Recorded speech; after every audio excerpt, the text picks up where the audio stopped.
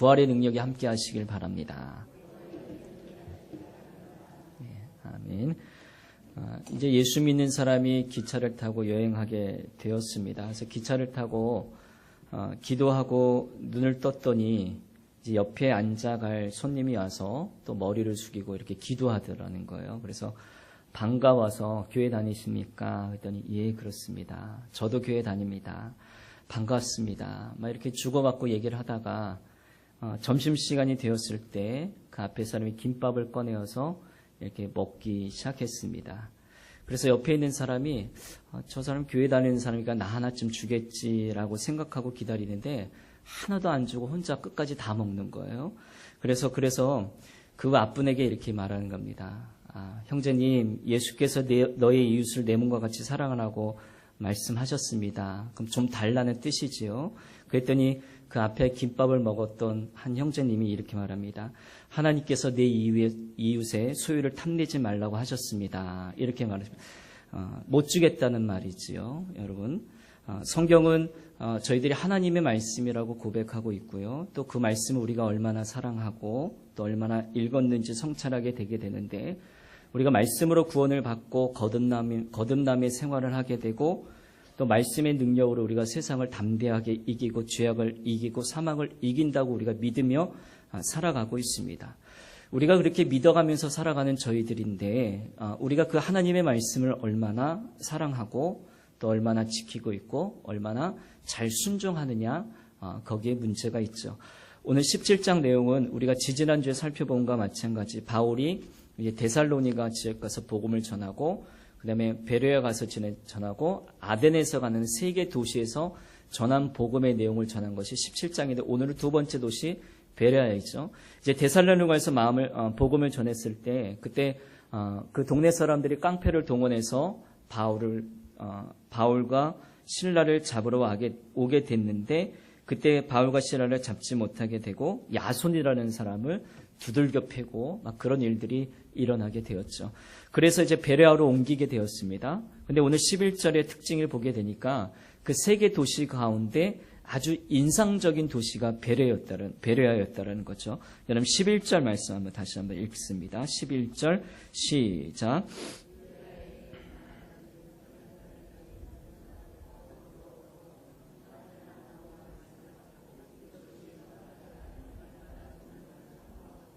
네, 아멘.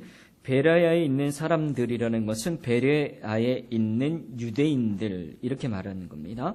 근데 이들이 데살로니가에 있는 사람들보다 더 너그럽고 간절한 마음으로 말씀을 받았다라는 그 인상적인 내용들을 담아주고 있다라는 겁니다. 그러니까 베레아의 유대인들은 다른 지역의 유대인들보다 성경을 모든 판단의 절대 근거로 삼는 사람들이었다는 것. 이것이 하나의 특징인지, 이 특징은 뭐인가 하면 따라하겠습니다. 중요합니다. 말씀을 결론 삼는 사람들.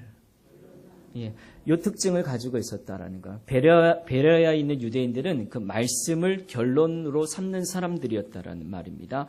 그러니까 복음에 대해 반응을 아주 잘 보였던 사람들. 그래서 이런 자세로 말씀을 받은 베레아 사람들에게는 큰 부흥이 일어나게 되었습니다. 우선 데살로니가 교회도 복음에 대한 반응들이 굉장히 좋았지만, 베레아는 더욱더 믿는 사람들이 많아졌고, 헬라 규부인들, 남자들도 적지 않은 사람들이 예수를 믿었다고 그렇게 말씀해 주고 있다는 겁니다.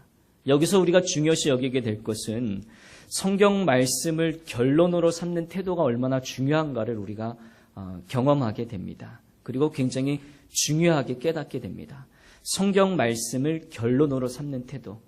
우리가 항상 어떤 일에 선택과 결정이 주어지게 되는데, 성경 말씀으로 기준을 삼는 결론을 갖는 태도가 굉장히 중요하다는 겁니다.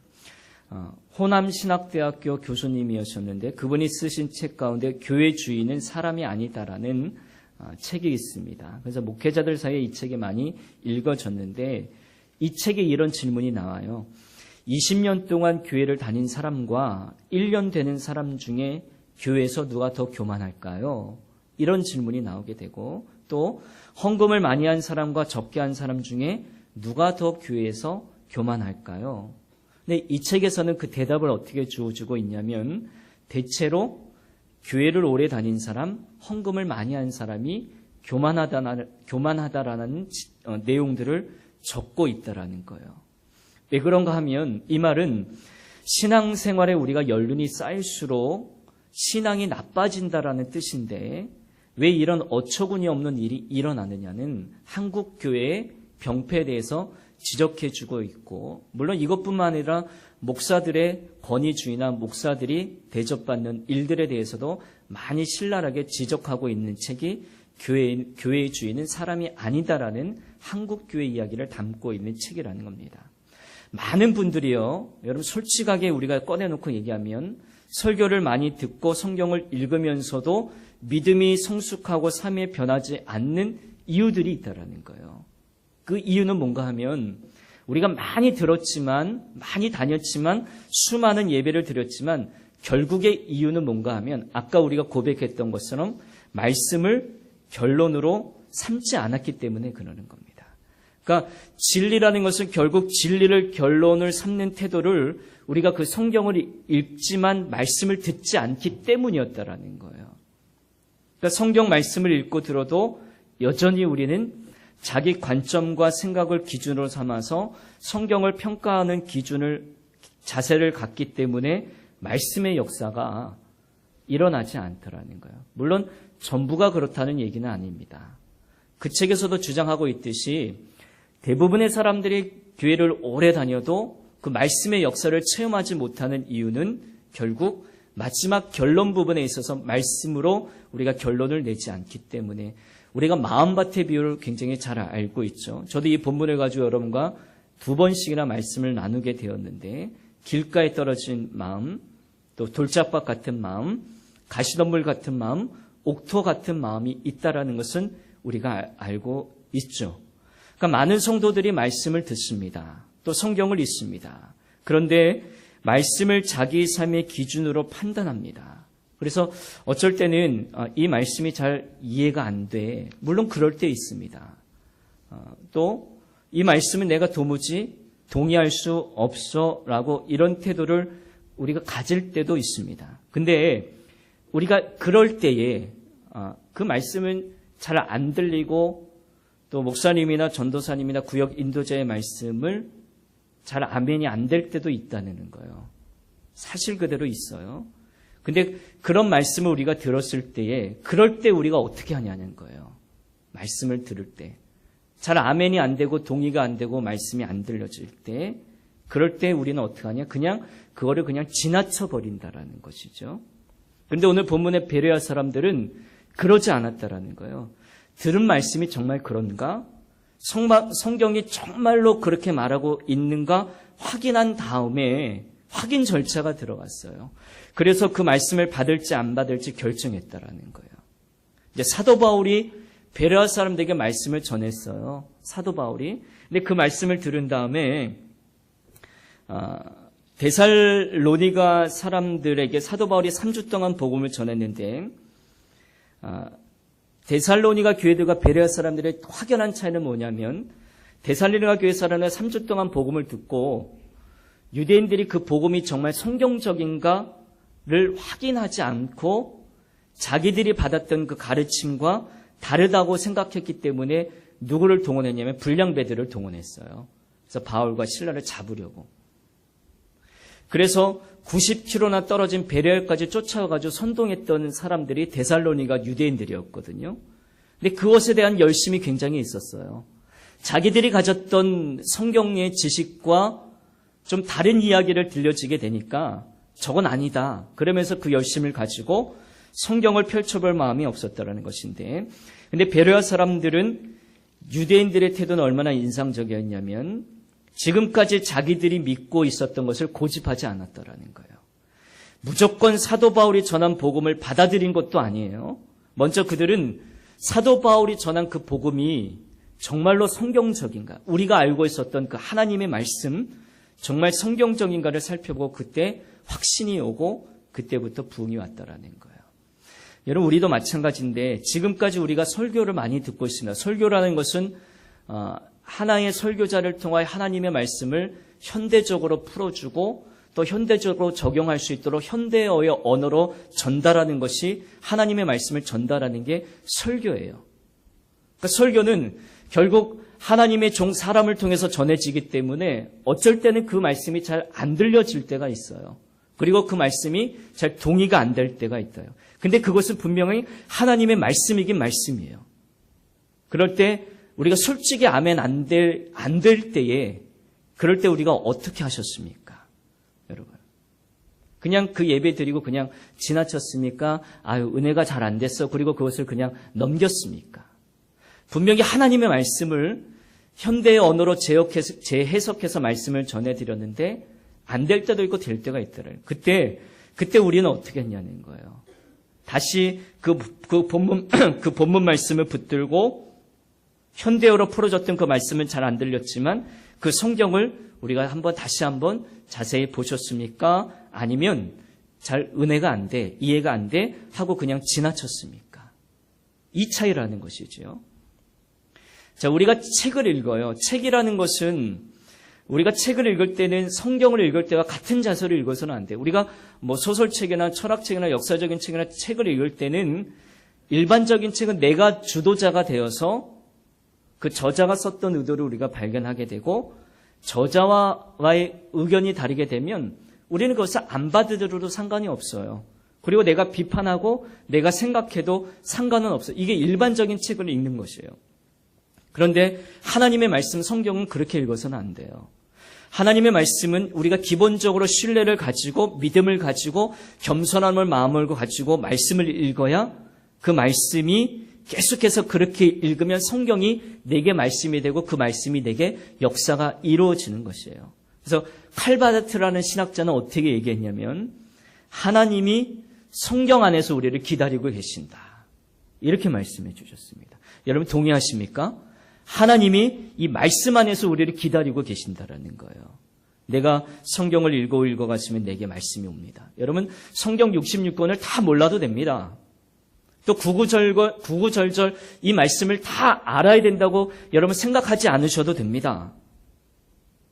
말이 되는 우리가 중요한 건 이 성경이 말이 되느니 안 되느니 우리가 비판해서는 안 된다라는 거예요. 이 말씀을 읽을 때는 우리가 온유하고 겸손한 마음으로 열고 성경을 읽을 때 그럴 때 우리가 읽다 보게 되면 성경 안에서 이 성경을 통해서 내게 말씀하신 것을 깨닫게 되더라는 겁니다. 여러분 예를 들어서 예배를 드리면서 말씀의 은혜가 안 되면 우리가 어떤 정성이 있어야 되냐면 안 되면 여러분들이 만약에 그 말씀을 가지고 돌아가셔서 이 본문 말씀은 이번 주간에 하나님이 내게 주신 말씀이야. 그 기본적인 마음을 가지고 그 말씀을 다시 묵상하고 재해석하는 일들이 있어야 된다라는 거예요. 근데 우리 대부분은 그냥 그 예배 시간은 예배 시간으로 그냥 지나쳐 버린다라는 것이죠. 그래서 그 말씀의 역사가 우리 가운데 일어날 수 없습니다. 여러분 교회 예배 잘 출석하는 사람이 어쩌다가 시험에 빠져서 교회 안 나오는 경우가 있죠. 그때 이제 사회학적으로 통계를 보게 되면 보통 3개월만 교회 안 나오게 되면 그 사람은 안 믿는 사람과 똑같은 사람이 되더라는 거예요. 통계를 보게 되게 되면. 그렇기 때문에 이렇죠. 우리가 알아듣든 간에 못 알아듣든 간에 교회 예배 나와서 하나님의 말씀 들어야 돼요. 여러분 만약에 우리 자녀들이 교회 안 나오신다면 그 자녀가 어쨌든 알아듣든 간에 못 알아듣든 간에 어쨌든 3개월은 넘기지 않도록 억지로라도 교회 데려와서 앉혀놓으셔야 됩니다. 사실 교회에서 예배 드릴 때마다 참석할 때마다 언제나 은혜 받는 건 아닌 줄로 알고 있습니다. 여러분 또 못 받을 때도 있고 어쩔 때는 또 너무 피곤해서 조실 때도 있고 또 어쩔 때는 또 잘 말씀 육신적으로 또 공부해서 말씀이 잘 안 들릴 때도 있고 그러나 그래도 나와야 되더라는 것이죠. 그래도 나와서 말씀을 듣는 것이 더 중요하다는 겁니다. 그래서 다윗의 고백처럼 시편 119편에 이렇게 말씀하죠. 내가 주의 법을 어찌 그리 사랑하는 자요. 이렇게 말하고 있더라는 겁니다.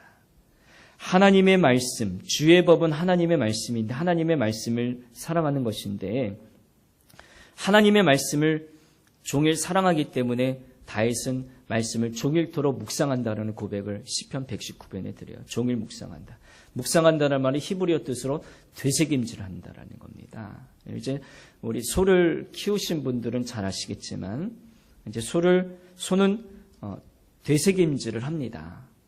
이제 먹고 또 집어넣고 또 넣어서 그것을 토해서 되새김질하는 것을 보고 있는데, 어떤 학자가 소가 되새김질하는 연구해 놓은 것을 보게 되면 정확하게 소는 55초마다 한 번씩 되새김질을 한다고 그럽니다. 그러면서 소는 위가 4개죠.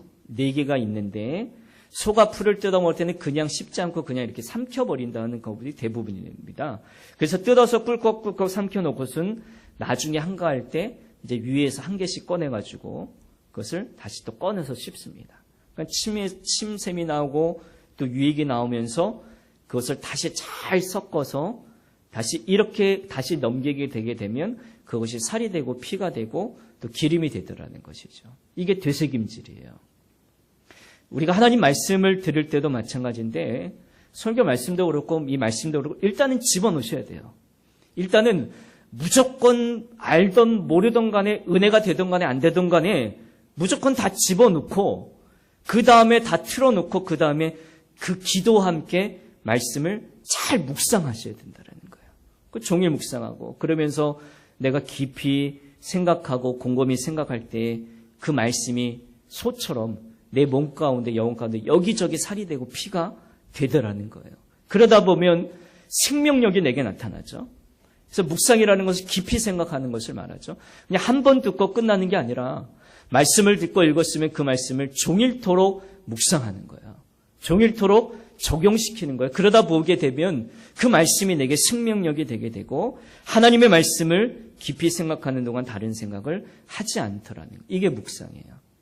예를 들어서 어느 분이 어느 책에 보니까 의사가 계셨어요. 정신과 의사가 계셨는데 우울증 환자를 치료하기에 백방으로 노력해봤는데 잘 안 되더라는 거예요. 근데 그 의사 선생은 그 특별한 방법으로 치료를 했습니다. 그러니까 그 환자가 무엇을 가장 좋아하는지를 알기 위해 우선 비디오를 막 이것저것 막 틀어주었다라는 거예요. 뭐 좋은 음식, 또 뭐 운동하는 것, 골프 치는 것, 바닷가 가서 노는 것, 수영하는 것, 경치 좋은 것, 이렇게 비디오를 막 보여주면서 그때마다 환자의 얼굴에 빛을 살폈다라는 겁니다. 어떤 화면을 볼 때 환자가 무엇을 보고 반짝반짝 눈빛이 반짝반짝 거리는가를 그거를 잘 연구를 하셨다는 겁니다. 근데 어떤 환자가 낚시질하는 장면을 보여주니까 그 우울증 환자가 눈빛이 달라지면서 그 화면에 깊이 몰입하는 것을 보게 되었다라는 거예요. 그래서 세계적으로 유명한 호수에서 사람들이 낚시질하고 막 환호성을 부르고 기뻐하는 장면들을 계속적으로 보여주었더니 그 우울증 환자가 그 장면을 하루 종일 보고 나서는 거짓말처럼 그 병이 나았더라는 거예요. 그건 이 학자는 어떻게 얘기했냐면 빨려 들어간다라는 거예요. 빨려 들어가니까 자기가 병들었던 것을 잊어버릴 정도로 자기가 좋아하는 것에 빨려 들어갔다는 겁니다. 마찬가지로 하나님 말씀도 그런 건데 우리가 거기에 심취해야 들어가는 거예요. 그러는 동안에 내 성격이 변하고 내 마음이 변하고 내게 영적인 형상이 일어나게 될 줄로 믿으시길 바랍니다. 여러분 오늘 본문 말씀 이렇게 접어두시고 시편 119편 말씀을 한번 찾아보시겠습니다. 시편 119편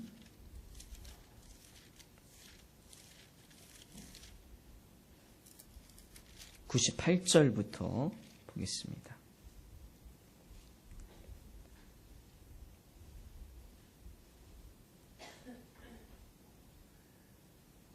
(892쪽입니다) 98절부터 103절까지만 한번 교독해 보겠습니다. 주의 계명들이 항상 나와 함께하므로 그것들이 나를 원수보다 지혜롭게 하나이다.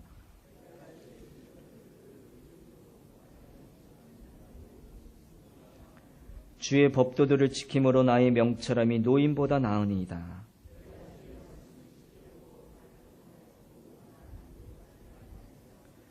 주께서 나를 가르쳤으므로 내가 주의 규례에 들에서 떠나지 아니하였나이다.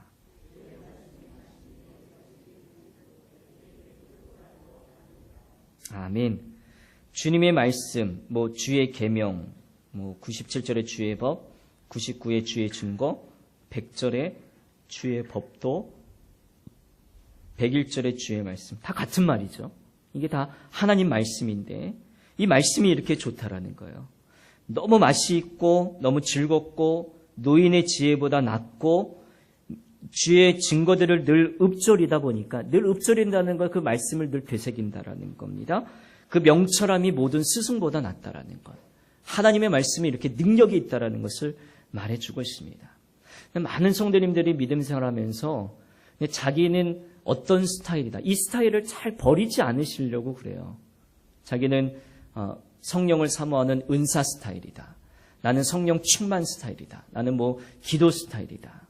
나는 말씀 중심의 조용한 신앙의 스타일이다. 이런 스타일을 다 가지고 계세요. 근데 충분히 가증하지만 여러분, 그래도 우리 모두가 말씀 스타일, 성경 스타일이 있으면 있지, 성령 충만한 파가 따로 있고 말씀 파가 따로 있는 것이 아니라는 것을 분명히 저희가 좀 말씀에 좀 가졌으면 좋겠습니다. 우리 모두는 다 성경 스타일이라는 거예요. 말씀 스타일이지 우리의 스타일을 이렇게 주장하고 나는 이런 파고 저런 파고 이렇게 주장하는 것은 결코 옳지 않다는 겁니다. 성경이 말씀하고 있으면 여러분, 그것이 여러분의 인생의 결론인 줄을 꼭 믿으시는 여러분 되시기를 주님의 이름으로 축복합니다. 성경이 예를 들어서 나에게 성령을 충만하고 받으라고 그랬다면 나하고 좀 안 맞는 스타일이라고 그래도 그냥 성령 충만 받아야 되는 거예요.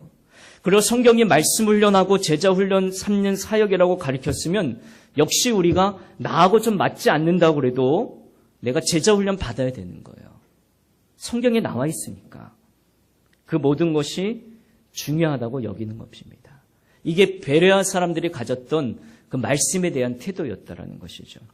예전에 아미시 공동체에 대해서, 미국의 아미시 공동체에서 한번 예화로 말씀드렸는데, 이 공동체는 살인자를 용서한 공동체였죠. 근데 이분들은 우리가 용서해야 하나님께서 우리를 용서하시기 때문이라고 그들이 믿고 있는 공동체예요. 근데 많은 신학자들이 질문해요. 우리가 용서해야 하나님부터 용서를 받을 수 있다는 가르침이 정말 신학적인가 아닌가를 아미시 공동체를 놓고 처음에는 이단 공동체라고 많이 정죄하고 신학적인 비판이 많았다고 그럽니다. 근데 이단은 아니었어요. 근데 이들의 대답은 간단한 거예요. 성경이 뭐라고 말씀하시는지 살펴보세요. 신학적으로 어떠한가를 말하기 논하기 전에 성경이 어떻게 말하는 걸 먼저 살펴보세요. 이렇게 주장하고 있는데 그들의 대답은 그래요. 주기도문, 우리가 우리에게 죄 지은 자를 사하여 준 것 같이 우리의 죄를 사하여 주옵시고, 이 부분을 놓고 이렇게 말씀하셨으니 우리가 사람을 용서해야 하나님이 우리를 용서해 주는 건 맞습니다. 그래서 이들은, 아미시 공동체는 말씀 그대로 살았기 때문에 살인자도 용서할 수 있는 그 공동체가 되었다라는 겁니다. 많은 교인들이 성경을 그 인생의 참고서로만 여깁니다. 여러분, 성경이 참고서인가요? 교과서인가요? 여러분, 어떤 게 먼저 되는 게 맞을까요? 성경은 우리의 참고서가 아니라 여러분, 교과서가 되어야 된다라는 거예요. 근데 많은 분들이 그 성경을 교과서로 삼지 않고 그냥 참고하는 참고서로 삼는다라는 거예요. 성도들이 왜 세상에 들어가서 세상의 영향을 받고 오게 되게 되냐면 이 성경을 인생의 참고서로 생각하기 때문에 그래요. 성경대로 사는 자가 여러분 세상을 변화시켜 주시는 줄로 믿으시길 바랍니다. 성경을 참고서로 살게 되면 우리는 절대로 세상 가서 세상을 변화시킬 수가 없어요. 교과서는 따로 있으니까. 세상에 살아가는 매뉴얼은 따로 있고 성경은 참고서니까. 그럼 세상을 결코 변화시킬 수가 없고 내게 말씀의 역사가 이루어지지 않더라는 겁니다. 우리가 진정 말씀을 결론 삼는 태도로 살게 되면 하나님께서는 반드시 우리를 세상을 변화시킬 자로 우리를 써주심을 여러분 믿으시길 바라고, 저는 여러분들이 꼭 하나님께 쓰임받을 수 있는 여러분 되기를 주님의 이름으로 간절히 축복합니다. 어떤 분이요, 목사님에게 자신이 지금까지 성경을 십독했다고 자랑스럽게 말씀을 했어요. 그 목사님이 성도에게 다시 물어요. 그렇다면 성도님,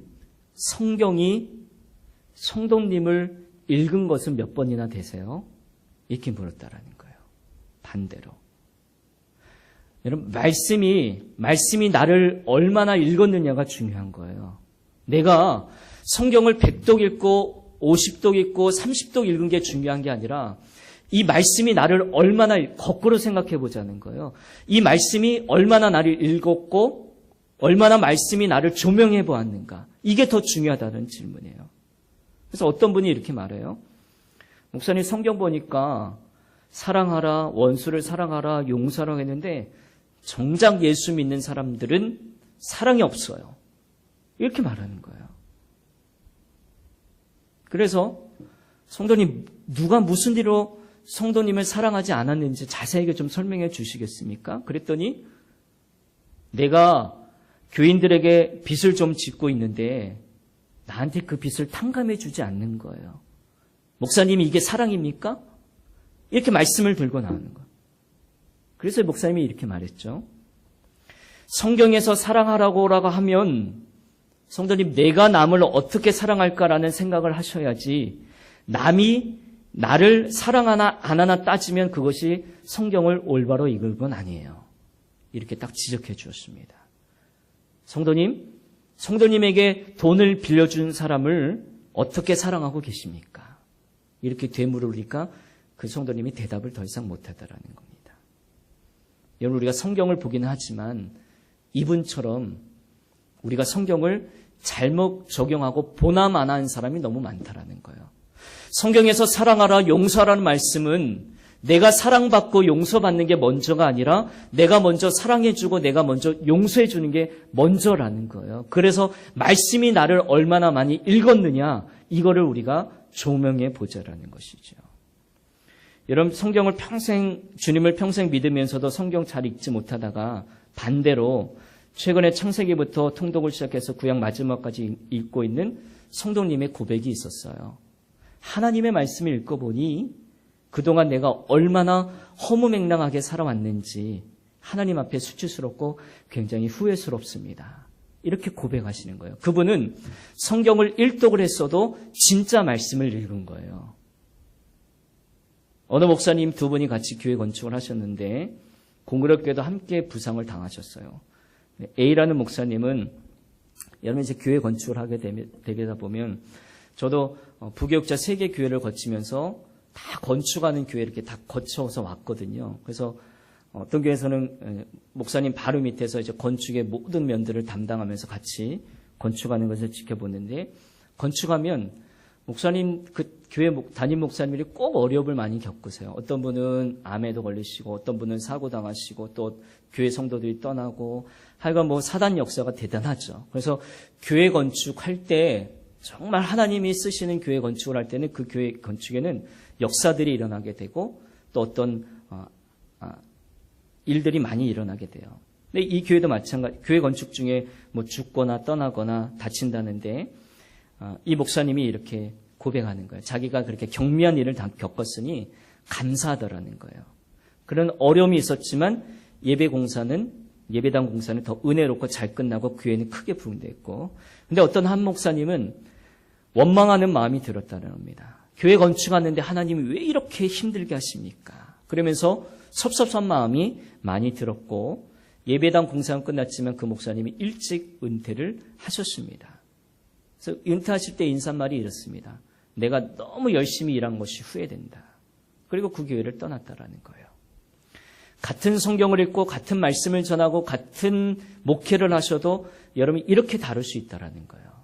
목사들도 교회들도 같은 예배를 드리고 같은 설교를 하고 하나님의 말씀을 전하는 목사들도 이렇게 다른 결론을 낼 수 있다라는 거예요.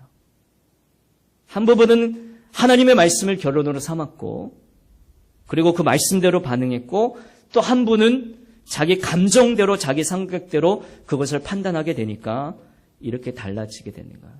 여러분 꼭 기억하셔야 됩니다. 말씀은 자기 중심으로 읽어서는 안 된다는 거예요. 자기 중심으로.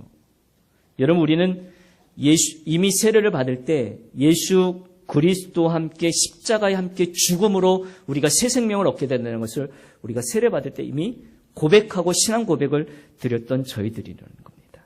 그러니까 그러면 예수님과 함께 죽었으니까 십자가에서 우리의 정과 욕과 모든 욕망들을 다 못 박았으니까 이제는 그 진리의 말씀이 내 인생 가운데 결론이 되어야 된다는 것은 분명한 사실이에요. 근데 우리는 그렇게 복음이 놀라운 능력이 있는데도 그거를 잘 믿지 않는다라는 거예요. 그래서 그 죄에서 우리가 자유함을 얻지 못한다는 겁니다. 유대인들이 그 실수를 범했어요. 죄에서 어떻게 자유함을 얻겠느냐는 거예요. 신부는 자유인자인지 모르겠지만 우리는 영적으로 죄와 마단의 사귀의 마귀의 종노릇을 계속하며 살아왔습니다. 근데 우리가 어떻게 자유로울 수 있느냐? 하나님의 말씀만이 우리를 죄에서 자유롭게 하는 거예요. 근데 이걸 진짜 믿게 되면 이것이 복음이고 모든 믿는 사람들을 위한 복음이 되게 되고 우리가 정말로 그 자유 안에서 죄에서 자유함을 얻게 되고 주님과 살아가는 것이 시편 119편 기자의 고백처럼 우리 말씀이 달게 되고 종일토록 말씀을 읊조리는 은혜가 우리에게 주어지더라는 것입니다. 근데 나는 안 믿어져 하는 사람은 그 말씀이 절대로 그분을 자유롭게 하지는 못한다라는 겁니다. 그러니까 우리가 할 일은 뭔가 하면 믿는 거예요. 나의 경험을 결론으로 삼지 않고 진리를 결론 삼는 것인데 이것이 바로 사도 바울의 승리였으며 갈라디아서 2장 20절에 우리가 알고 있는 것처럼 내가 그리스도와 함께 십자가에 못 박혔나니 이제는 내가 사는 것 아니라는 고백을 드렸던 것 우리가 잘 알고 있지 않습니까? 베레아 사람들이 바로 복음을 믿게 되고 맞구나 그러면서 결론 내린 겁니다. 그래서 하나님 안에서 놀라운 부흥을 경험하게 되더라는 것이죠. 말씀을 아무리 많이 알아도 여러분 말씀을 결론 삼지 않게 되게 되면 말씀이 많이 아는 것, 예배를 많이 드린 것은 아무 능력이 되지 않는 겁니다. 돈 때문에 형제 사이에서 불화해가지고 이제 법정에 고소를 하는 교우들을 본 적이 있습니다. 근데 결국 마지막 가니까 이제 뭐 민사 재판하니까 변호사 서로 사용해서 재판하니까 결국 돈도 잃게 되고 형제도 잃게 되는 거예요. 그렇게 용서하고 하나님께 맡기라고 권면해도 그거 안 돼요. 유산 앞에서는 장사가 없나 봅니다. 못하더라는 거예요. 결국 그 형제들은 돈이 있고 형제 있는 거예요. 그래서 나중에 와서 뭔 말을 하냐면 목사님이 내 처지가 안 돼서 그렇게 말씀하시지 내 처지 되시면 절대로 그렇게 못해요. 이렇게 말씀하시는 거예요. 절대로 참을 수 없고 절대로 양보할 수 없고 더 이상 절대로 넘길 수 없다라는 거예요. 이유는 하나님 말씀이 결론이 아니에요. 하나님의 말씀을 아무리 권면해도 그분은 그 결론은 하나님의 말씀이 아니더라니까요. 근데 우리는 이런 시행착오를 너무 많이 겪고 있더라는 거예요. 근데 결국에는 유산 앞에서 돈 앞에서는 하나님의 말씀이 결론이 되면 양보해야지요. 유산 그냥 프로테지 더 많이 드리고 욕심이 있는 형제 더 드리고 내가 적게 받아야 되지요. 저는 여러분들에게 이런 용기가 있기를 주님의 이름으로 축복합니다. 여러분 적게 받을 수 있으세요?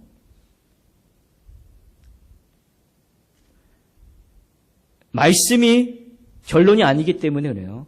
하나님의 말씀이 그렇다 하면 내 감정이 안 맞으면 안 받아들이는 거예요. 용서하라고 양보하라고 그래도 내 감정이 안 맞으니까 나는 더 그것을 차지하고 끝까지 재판하게 되니까 결국 돈 잃어버리고 형제 위에 갈라지게 되고 결국 돌아가신 부모님 마음을 아프게 한다는 것이죠. 하나님 말씀이 그렇다고 해도 그것이 내게 어려움을 줄 것 같으면 내가 그 말씀대로 안 하는 거예요. 말씀대로 결론을 안 맺는 거예요. 그러니까 하나님 말씀이 내게 절대 기준이 아니 되더라는 겁니다. 결국은 이렇게 되게 되면 진리가 너희를 자유케 하리라. 요한복음 8장 32절 말씀이 결국 진리가 결론이 된 사람이 아니더라는 거예요. 그렇지 않으세요? 그렇기 때문에 그 말씀이 내게 역사가 일어나지 않아요.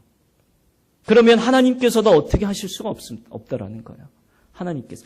오늘 베레아 사람들의 특징은 더 너그러워서 간절한 마음으로 말씀을 받고 이것이 그러한가 날마다 상고하였더라. 그 말씀이 진짜인가 성경적인가 복음적인가 날마다 성경을 상고함으로 그들 가운데 전해지는 그래서 그 결론은 부흥이 됐더라는 겁니다. 사도 바울이 자신의 병 고침 받기를 3번이나 간절히 기도했지만 결국에는 내 은혜가 내게 족하다. 이는 내 능력이 약한 데서 온전하여 짐이라. 이 응답밖에 받지 못했습니다. 그리고 사도 바울이 그 말씀을 결론 삼았어요. 그래서 결론 삼은 그는 다시는 자기 병 고쳐달라고 기도하지 않았습니다. 그 간질병 평생토록 죽을 때까지 관에 들어갈 때까지 순교할 때까지 그 간질병 고쳐달라고 기도하지 않아. 이것이 말씀으로 결론 받은 사람의 특징이더라는 거예요.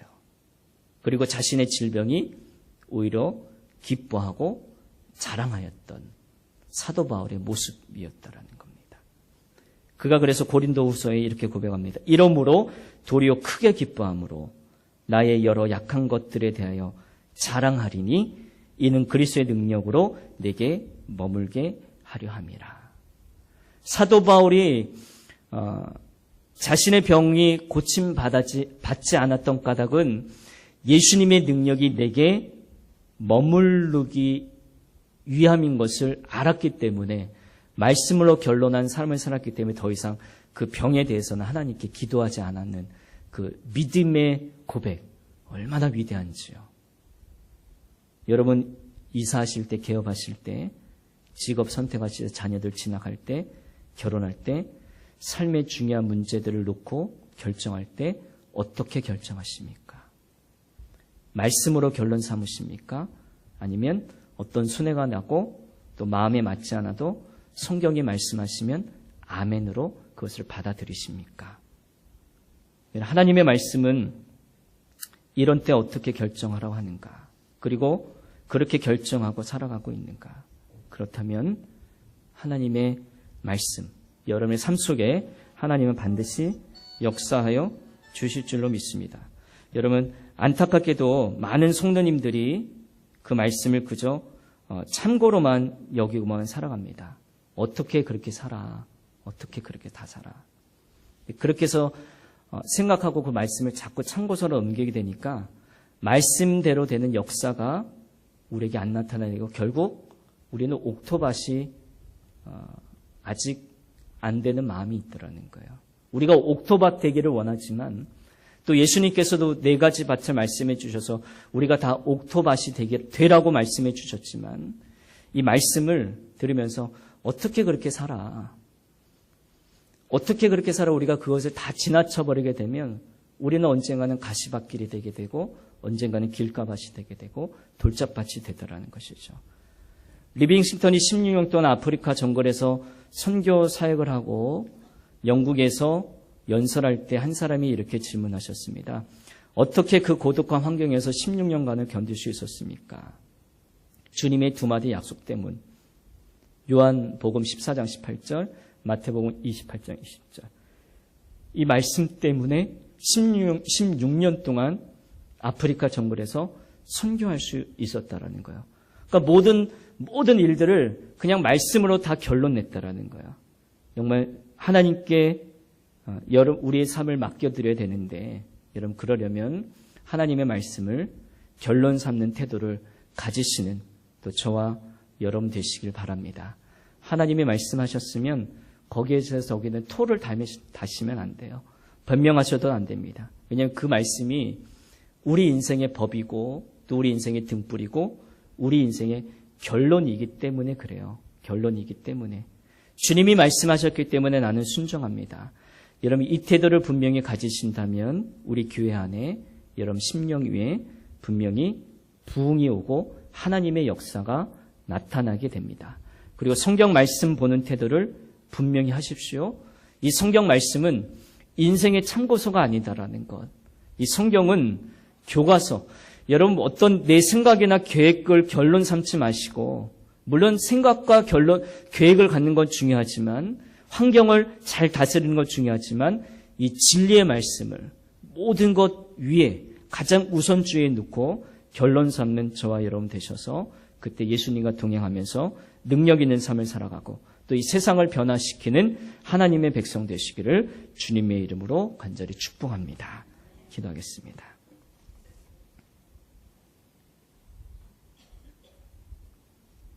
은혜로우신 아버지